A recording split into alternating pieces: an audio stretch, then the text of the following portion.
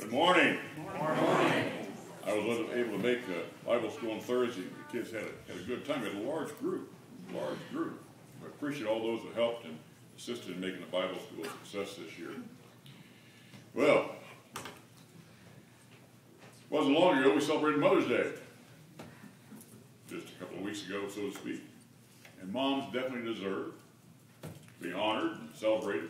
In many ways, Father's Day is a little different. And that's okay too. Bill Cosby observed once that boys grow up spending hours and hours throwing footballs and baseballs and shooting basketballs and going to games with their dads. And when they make it to the big college scene and they're interviewed before that bowl game or before that championship game, the first thing they do is holler, "Hi, Mom!" Most dads, grandfathers, and great-grandfathers aren't expecting a whole lot in the way of gifts on Father's Day. In fact, we're good with a favorite meal or maybe an outing with the family, and maybe if we're really lucky, a nap in the afternoon. And we'll probably wear that necktie that we got that is just, well, we wear it. T-shirts or socks, using the coffee mug, power tools, and grill sets. We display that plaque or framed photo proudly on our desk. But isn't that really what it's all about? It's true for most of us. In many ways, fathering is a balancing act. On one side, we have responsibility. We're called to love and teach our children, our grandchildren, and great-grandchildren, and help them discover and use their gifts and talents and create an atmosphere where they can grow and learn throughout their life. On the other side of the scale, we should recognize that we have a great privilege as dads, grandfathers, and great-grandfathers. These children, no matter how old, are a gift. It's an honor to be their dad, their grandfather, and their great-grandfather, and to watch them change and mature over the years and marvel at the incredible things they accomplish as they grow up. You know, they really do bring wonderful blessings into our lives each day. As fathers and grandfathers and great-grandfathers, we have so much to do and yet so much to be thankful for. And never lose your sense of wonder at being a dad or a grandfather or a great-grandfather. Your children should always fill you with overwhelming pride and unspeakable joy. But don't let your pride blind you of the everyday tasks of fathering either, which can be anything but joyful or glamorous at times. But both sides are important. Although I fear that many dads and even great-grandfathers and grandfathers focus much more on the responsibility side. We need to provide for our children's needs and protect them from physical, emotional, and spiritual harm. And yet at the same time train them to have strong values and strong characters. We want to grow up and be responsible, to be productive citizens, and that's a big job. It's true many of us could do more for our children in this area. You know, in churches, most Mother's Day sermons are about honoring moms for all they do. On Father's Day, we're more likely to hear about how dads need to step up and be more engaged, more responsible dads. Maybe that's appropriate to some degree. Along with whatever else you hear this Father's Day, I hope you remember what a privilege it is to be a father or a grandfather or a great-grandfather. You know, soak in all the joy of being with your kids, your grandkids, your great-grandkids. So news for dads isn't all bad. Still, Father's Day is known as a day grown kids call their dad and say, "Hi, I love you." You know, we talk about the gifts you get on Father's Day in monetary terms. What can our children, our grandchildren, our great-grandchildren give us that we cannot purchase ourselves? In a society as affluent as ours, it's a real challenge to give anyone anything they truly need. What do you give someone who's got everything? Now, you and I may not feel like we have everything, but think about it. Don't we have basically everything we do need in life? Most of the things we want are simply bigger and better variations of what we already have. Remember, the only thing different between men and boys is the size that costs their toys. So that's what I want to talk about for a moment this morning. In the passage just read to us out of the 9th chapter, Jesus commanded us to pray that people will respond to this need for workers. Often we pray for something, God answers our prayers by using us. And so we are to be prepared for God to use us to show others the way to Him. And if you continue to read down into the 10th chapter, we see where Jesus gave disciples a principle to guide their actions as they minister to others. Especially in verse 8, we're reminded that because God has showered us with His blessings, we should give generously to others of our time, our love, and our possessions. Which is what has been happening over the last couple of weeks in our communities around us since the tornadoes devastated this part of Ohio. We find that Jesus calls His 12 disciples to Him and gives them authority to drive out evil spirits and heal every disease and sickness. And then He sends them out with these instructions. Do not go among the Gentiles or any town of the Samaritans. Go rather to the lost sheep of Israel. As you go, preach this message. The kingdom of heaven is near. Heal the sick, raise the dead, cleanse those who have leprosy, drive out demons. Then He adds these powerful words at the end.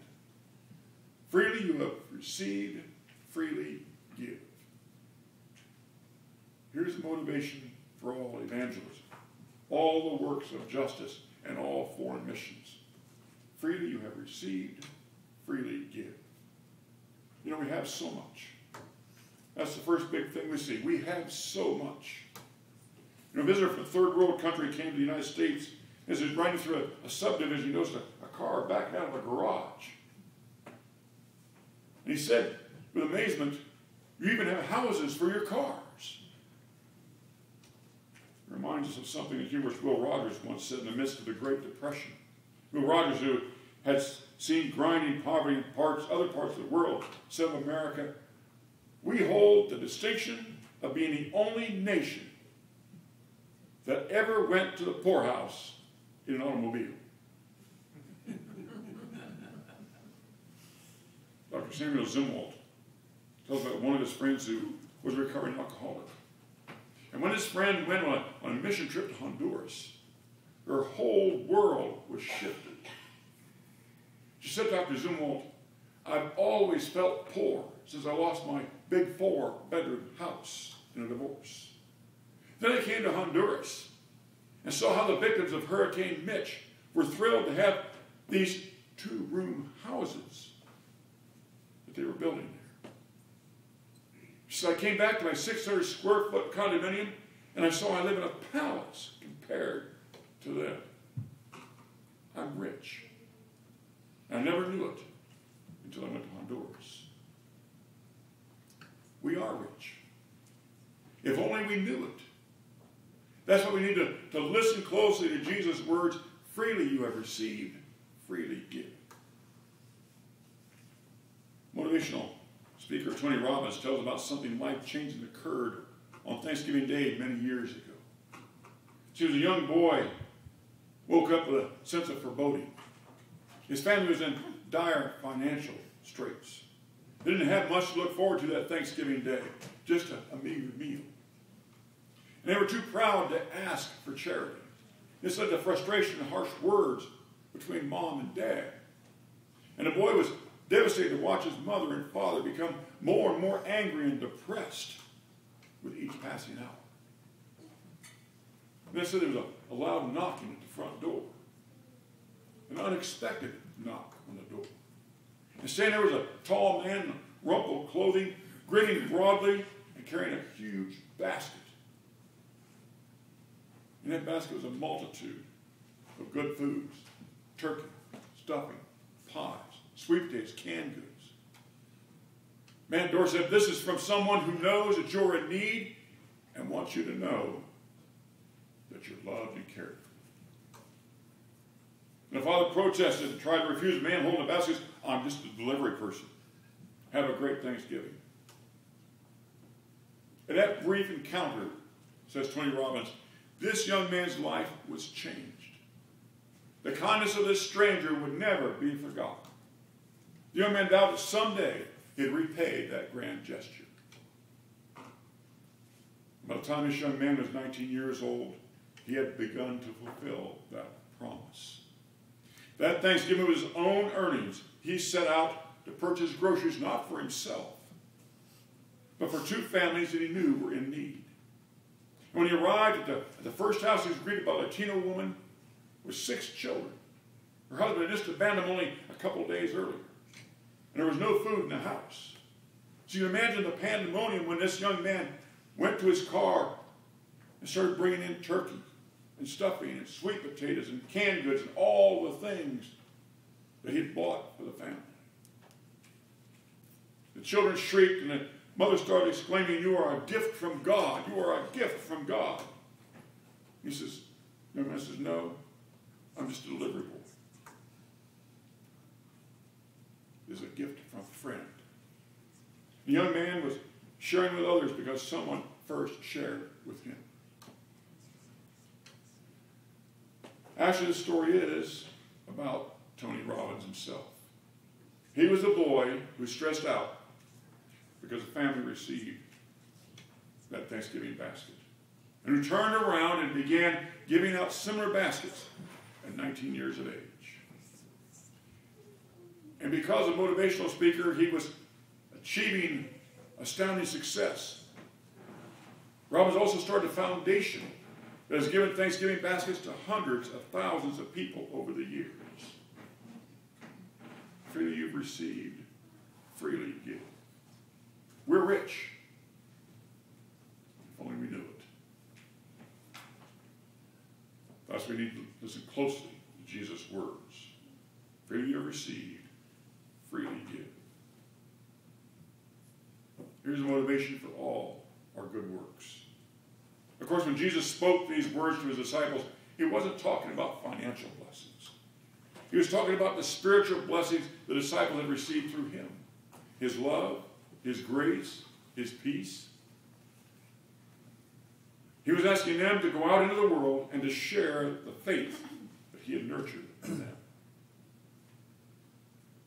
Pastor Daniel Witkowski tells about a coffee magnet he found at a gift shop at an abbey. He said he paid a ridiculous price for it. But that was because of the inscription on the side of the mug. It read like this: God danced today you were born. You are loved. You are beautiful. You are a gift of God, his own possession. You are a gift to all mankind. God's gift of love to them. Pastor Witkowski figured, shoot, that's worth $11. And then he says, against all odds, I bought that expensive mug, and it's the most expensive one I ever owned. But he claims that this mug is now one of the most valuable things he owns, because it reminds him of the mission of Jesus, to share the message that every human being is loved, is beautiful, is a gift of God, is a gift to humankind. You and I are loved by God. That makes us spiritually rich, if only we knew it. We have treasures that are not dependent on a stock market, or the size of our bank accounts, or the resale of our homes. We're rich because we're loved. We are loved by other people, and we're loved by God. There's a beautiful and important scene in the movie Dr. Zhivago. How many of you remember that movie or saw the movie Dr. Zhivago? Been a few years. A comrade general was talking with Tanya, and he asked her, how did you come to be lost? She replies, well, I was just lost. And he asks again, no, how did you come to be lost? And Tanya doesn't know what to say. She simply says, I was just lost. My father and I were running through the city. It was on fire. The revolution had come. And we were trying to escape. And I was lost. The commandant general asked more emphatically, how did you come to be lost? And still she doesn't know what to say. Although she did say, we were running through the city. And my father let go of my hand. And I was lost. And then she added, plaintively, he let go. That's what she didn't want to say. The comrade general said, this is what I've been trying to tell you, Tanya. Komarov is not your real father. Shivago is your real father. And I can promise you that if this man had been there, your real father, he would never have let go of your hand. That's the difference between a real father and a false one, is it not? A real father, grandfather, great-grandfather would never let go of their daughter, great-granddaughter, or great-great-granddaughter's hand. That's also the difference between a real God and a false God. God the Father will never let go of your hand, and he will never willingly let you go because of the depth of his love for you. We are particularly mindful of our family relations on special days such as Father's Day. To know that we are loved is the greatest gift that we can receive from a parent. But to know we have a heavenly parent who loves us is the most wonderful gift of all to receive.